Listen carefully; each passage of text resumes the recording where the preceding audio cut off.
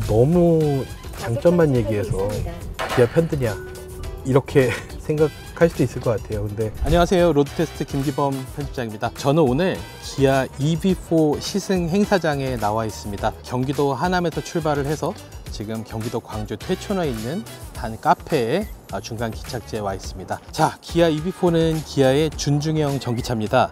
EV6와 EV9, EV3에 이은 기아의 네 번째 전용 전기차고요. 또 기아가 갖고 있는 전기차 중에 유일한 세단 형태이기도 합니다.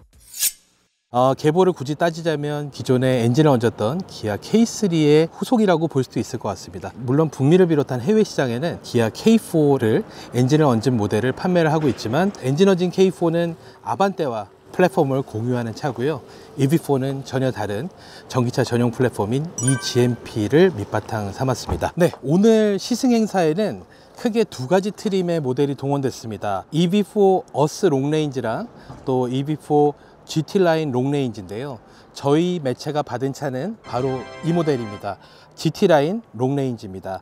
옵션은 풀 옵션입니다. 그래서 드라이브 와이즈나 선루프, 헤드업 디스플레이, 또 하만 카돈 프리미엄 사운드, 빌트인 캠2, 유틸리티 이런 기능들이 들어가서 차량 가격은 5,431만 원짜리입니다. 네, 오늘 시승 시간이 굉장히 짧은데요. 2시간 동안 중간 기착지 여기까지 와서 돌아가는 것까지 모두 다 맞춰야 돼서 압축적으로 진행을 해야 될 것 같습니다. 일단은 지금 이 차 디자인 보고 계신데 굉장히 낯서실 거예요. 기아에서도 굉장히 혁신적인 디자인으로 이번에 완성을 했다고 강조를 하고 있는데, 일단은 세단은 맞습니다. 세단은 세단인데 기존에 봤던 어떻게 보면 머리랑 몸통이랑 꽁무니로 이루어진 3박스 디자인과는 굉장히 좀 벗어나 있죠. 기아의 디자인 철학을 이해를 해야 됩니다.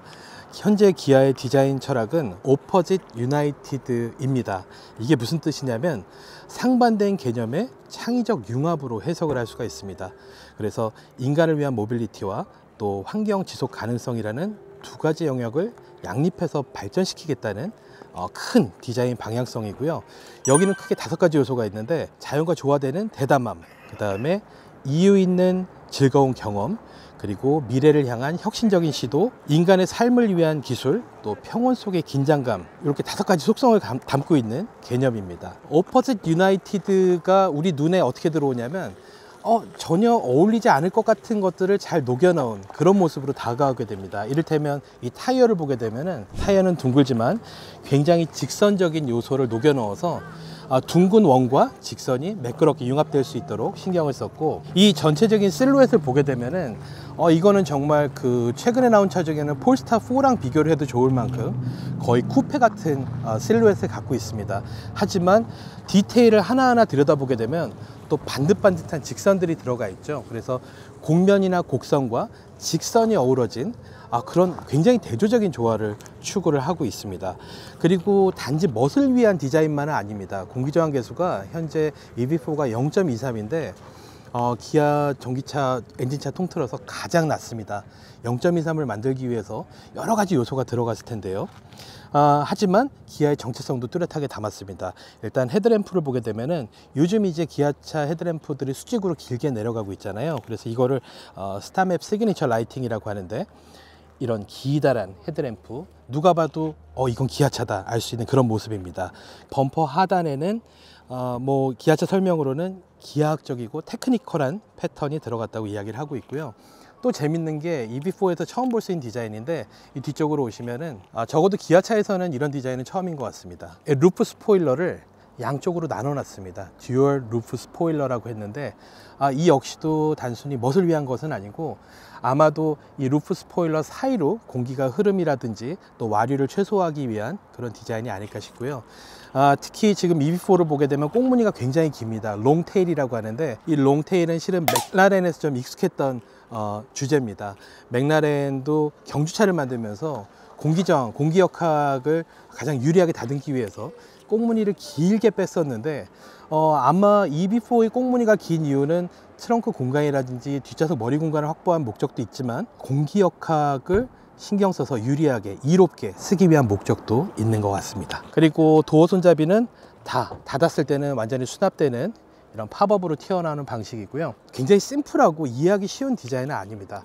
매끈한 데서 끝나는 게 아니라 이 사이사이에 아까 말씀드린 것처럼 예리한 각들이 숨어 있습니다. 예리한 각들, 반듯반듯하게 꺾인 이런 각들이 숨어 있음에도 불구하고 전체적으로 실루엣을 봤을 때는 전자레인지 한 몇 초 돌린 것처럼 슥 녹아서 내려앉은 것 같은 그런 굉장히 독특한 조화를 보여주고 있는데, 개성이 굉장히 강합니다. 기존에 EV3도 있잖아요. EV3는 어떻게 보면은 얼굴 생김새라든지 이런 것들에도 이제 어퍼치 유나이트 개념이 잘 들어가 있긴 하지만, 그래도 멀리서 보면 좀 전통적인 해치백 스타일이라면 EV4는 굉장히 기존에 없던 장르입니다. 그래서 기아의 모든 전기차 지금 갖고 있는 애들이 SUV 아닌 크로스오버인데, 거기서 세단을 추가를 하면서 정말 기존에 없던 세단을 만들겠다는 시도를 했고, 이렇게 결실이 나왔는데, 그래서 제가 보기에는 좀 개성을 추구하시는 소비자들이랑 잘 어울릴 것 같아요.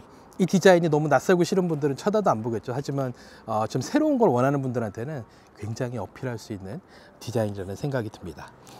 현재 기아차의 디자인을 총괄하는 사람은 카림 하비브 기아 글로벌 디자인 담당입니다. 직책은 부사장이고요. 2019년 10월 달에 합류를 했는데, 카림 하비브는 사진을 보시면 알겠지만 외모가 굉장히 이국적이죠. 약간 중동 계열인데 실제로도 레바논 출신입니다. 레바논 출신으로 이란에서 유년 시절을 보냈고, 1979년 이란 혁명 때 가족과 함께 이주를 해서 프랑스와 그리스를 거쳐서 캐나다에 정착을 했습니다.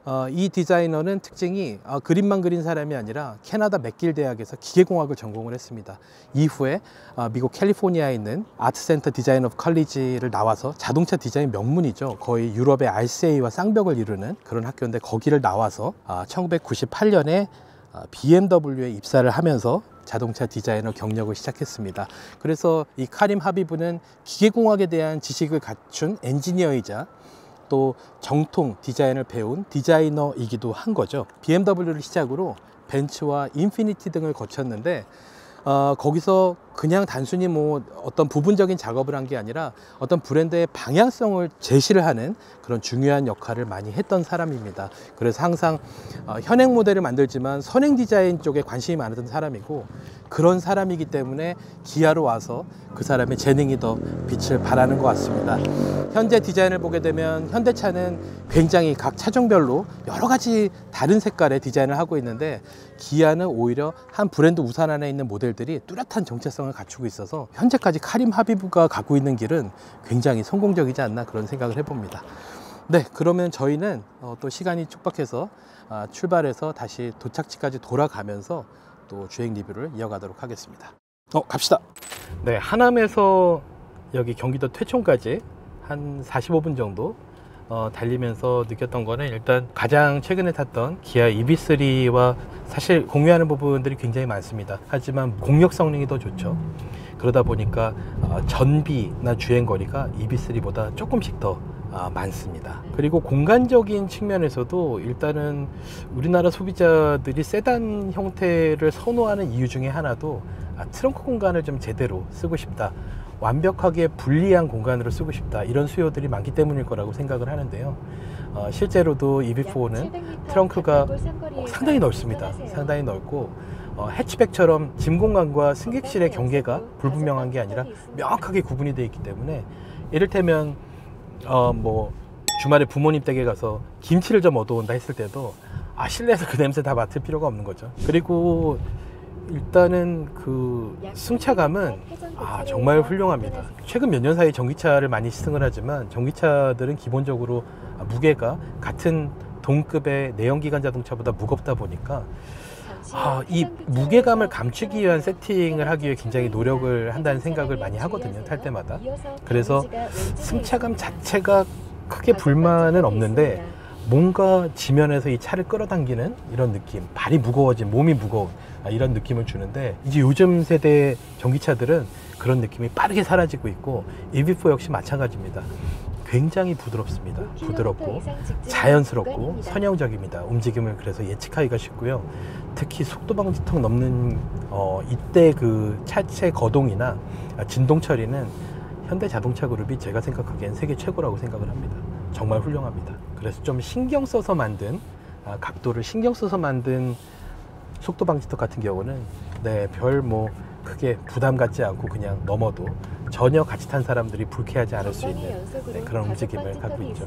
EV4 파워트레인의 최고 출력은 150kW입니다. EV3와 같은데요. 우리에게 익숙한 마력으로 환산하면 한 201마력 정도 됩니다. 그리고 최대 토크는 28.9kgm입니다. 그리고 배터리는 롱레인지가 81.4kWh 용량이고 스탠다드는 58.3kWh입니다. 그래서 EV3 때도 그랬지만 80kWh가 넘는 배터리는 사실 2급에서는 굉장히 큰 편이죠. 지난 연말에 독일에서 기술 설명회 갔다 왔던 포르쉐 타이칸 같은 경우도 한 100kWh 정도거든요.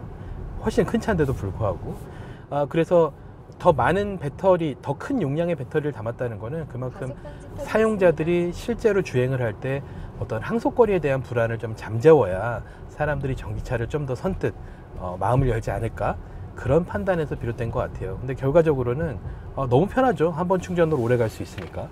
그래서 현재 지금 EV4 롱레인지는 기아차의 전기차 가운데 항속거리가 가장 깁니다. 롱레인지가 533km고 스탠다드 모델이 382km입니다.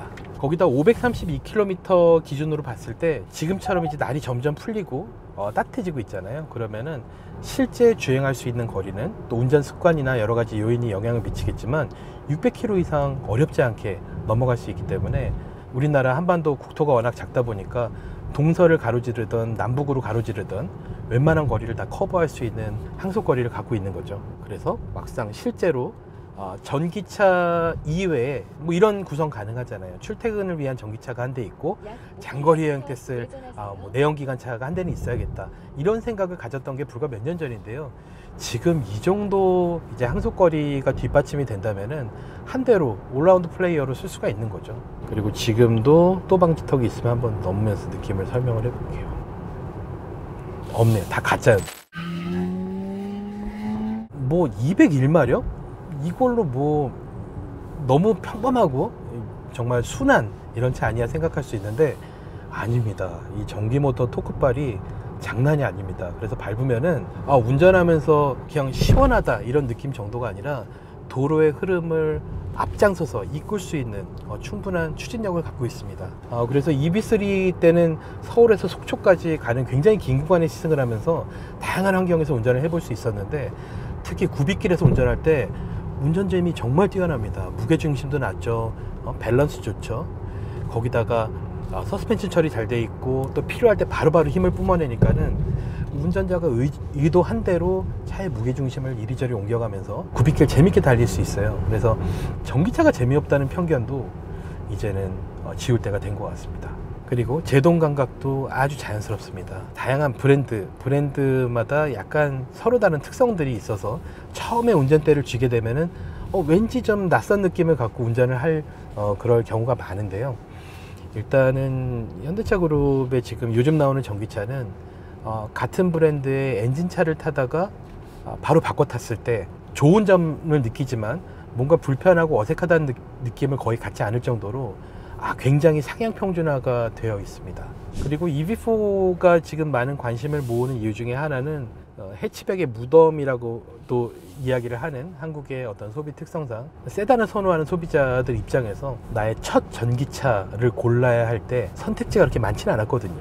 많지는 않았는데 거기에 정말 딱 맞는 대안으로 등장을 했기 때문에 더 주목을 받는 것 같습니다. 지금 EV4는 차체가 준중형이고 C 세그먼트긴 하지만 생각보다 큽니다. 그래서 엔진은 언젠 아반떼보다 크고요. 그 다음 휠베이스는 훨씬 큽니다. 휠베이스는 기아 K5보다 단지 3cm 짧습니다. 그러면 거의 실내 공간은 중형 세단급을 기대해도 된다는 이야기고요. 앞으로 이제 전기차 전용 플랫폼의 특성상 바퀴를 최대한 내 귀퉁이로 밀어낼 수 있다 보니까는 같은 세그먼트라도 고객들이 기대하는 실내 공간, 예전 엔진 때와는 비교할 수 없이 넉넉해졌습니다. 그래서 준중형이라고 해서 준중형의 어떤 기존의 고정관념이 있잖아요. 이 차는 어린 자녀를 둔 사람들 정도까지 타는 차라는 생각을 할 수 있는데, 지금 오늘날 순수 전기차로 거듭난 준중형 차는 그렇지가 않죠. 굉장히 넉넉합니다. 또 실내로 들어오면 실내에서는 그렇게 파격적이고 전에 본 적 없었던 이런 디자인이 아닙니다. 간결하고 정돈되고, 지금 이런 색감의 조화도 물론 트림마다 다르긴 한데 이런 포인트, 밝은 베이지 혹은 밝은 그레이로 포인트를 주고 또 진한 그레이로 바탕색을 만들어서 너무 플랫해 보이지 않고 입체적으로 보이면서도 뭐 지나치게 난해하지 않은 이런 실내 디자인을 갖추고 있어서 사실 겉모습 디자인이 조금 부담스러운 사람도 있을 수는 있거든요. 근데 내가 차 있는 동안은 내가 볼 일이 없잖아요. 실내 너무 간결하고 깔끔합니다. 그리고 이 시트도 앉아보면 EV3 때도 그 얘기를 했었는데요. 이 헤드레스트 있잖아요. 머리 받침 부분을 패브릭을 당겨 씌워 갖고 머리를 딱 댔을 때 바로 이 헤드레스트의 반발력이 느껴지지 않고 살포시, 그렇다고 너무 풍 빠지는 느낌도 아니고 적당히 받쳐주는 포근한 느낌을 구현을 했는데, 이런 아이디어가 정말 좋은 이유가 뭐냐면 원가도 최대한 절감을 할 수 있거든요. 여기다 무슨 폼을 채우지 않고 정말 비용은 최소화하면서 효과는 극대화한 그런 사례 중에 하나인 것 같아요.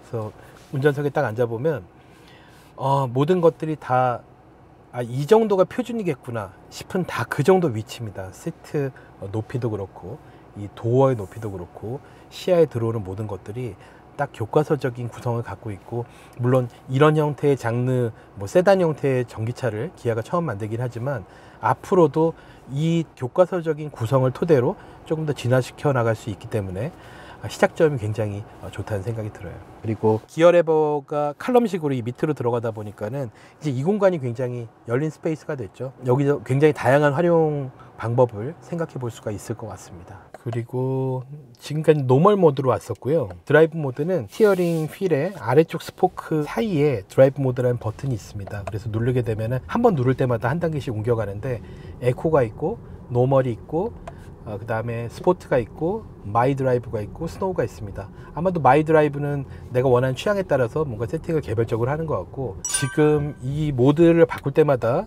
주행 가는 거리가 바뀝니다. 현재 배터리 잔량은 74%입니다. 74% 잔량인데 현재 에코 모드에서 최대 주행 가는 거리는 549km라고 나옵니다.